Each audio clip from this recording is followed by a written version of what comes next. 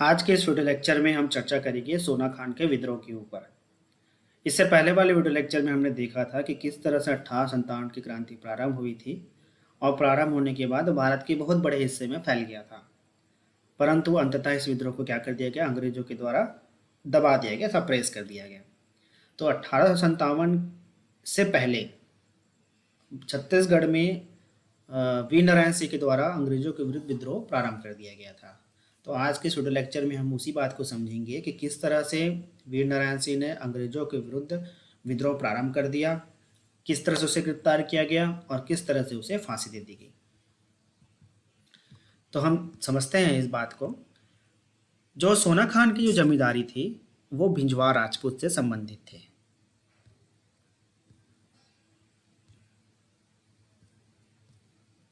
इनका जो संबंध था वो भिंजवार राजपूत से संबंधित थे। इसके ऊपर कई बार क्वेश्चन पूछा जा चुका है कि सोना खान के जमींदार किस वंश से संबंधित थे, तो इसका आंसर होगा भिंजवार राजपूत थे। और इनको जो जमींदारी मिली थी सोना खान की, वो कलचुरियों के द्वारा मिली थी। कौन से राजा के द्वारा? बहार शाह के द्वारा। कब मिली थी? करीब 1500 ईस्वी में इनको ये जमींदारी प्राप्त हुई थी।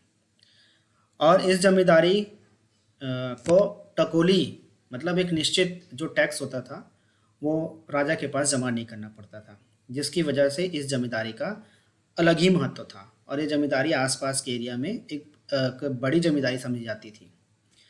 लेकिन बिम्बा जी ने क्या किया कि जब मराठों का कब्जा हो गया छत्तीसगढ़ में, रतनपुर में जब कब्जा हो गया, तो जो बिम्बा जी है उन्होंने आदेश दिया वीर नारायण के दादा रामराजे को कि वे जो है दो चीज़ें प्रदान करेंगे मराठा साम्राज्य को, एक इमारती लकड़ी और लाख। तो इस तरह से जो वीर नारायण सिंह के जो दादा थे रामराजे, वो इमारती लकड़ी और लाख जो है प्रदान करने लगे किसको? मराठा शासन को।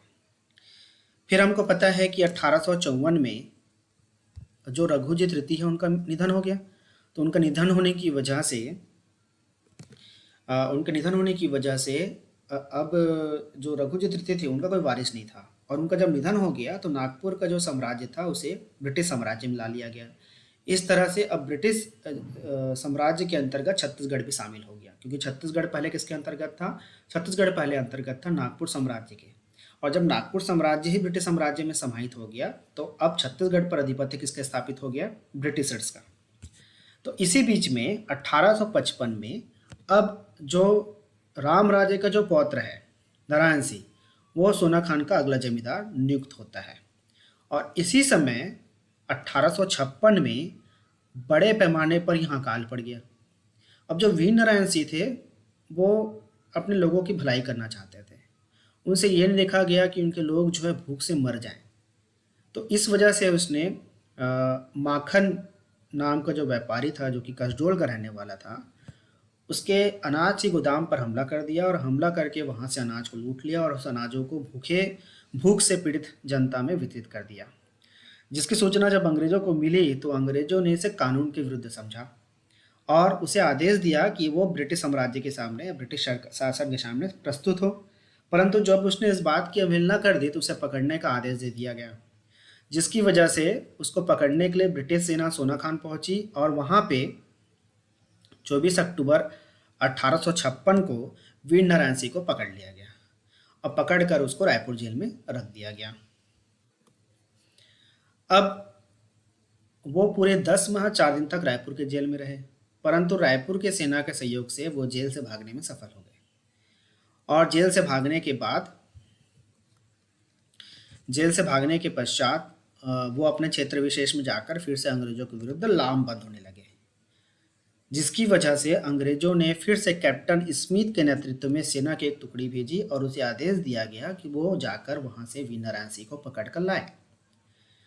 इस तारतम्य में जो कैप्टन स्मिथ थे उन्होंने भटगांव, बिलाईगढ़ और देवरी के जमींदारियों के सहयोग से वीर नारायण सिंह को पकड़ लिया और पकड़ने के पश्चात उसको रायपुर लेके आए और रायपुर में उनके ऊपर केस चला और इस केस में यह डिसीजन आया कि उन्हें तोप के सामने रखकर उड़ा दिया जाएगा, जिसकी वजह से 10 दिसंबर 1857 को रायपुर के जय स्तंभ चौक में वीर नारायण सिंह को तोप से उड़ा दिया गया।